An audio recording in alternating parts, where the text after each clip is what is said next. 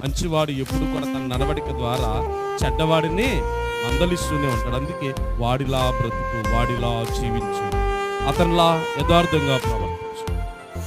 కాబట్టి లోకము గుర్తించలేదు కాబట్టి మీరు ఆశ్చర్యపోవద్దు. లోకము లోక సంబంధితమైన స్థితిని కలిగి ఉన్నది కాబట్టి ఆ విత్తనము మంచిదైతే చెట్టు మంచిది, ఆ చెట్టు మంచిదైతే దానికి ఫలించేటువంటి ఫలాలు కూడా మంచివి.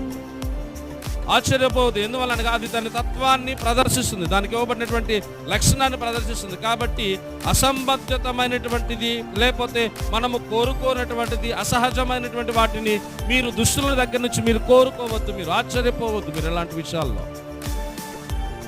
అబద్ధికుడి దగ్గర అబద్ధాలే వస్తుంటాయి, నీతిమంతుడి దగ్గర నీతే మాట్లాడుతుంది. అబద్ధికుడి దగ్గరికి వెళ్ళి నువ్వు నిజం చెప్పు, నువ్వు ఎన్నిసార్లు అడిగినా వాడి నోట నుండి వచ్చేటువంటి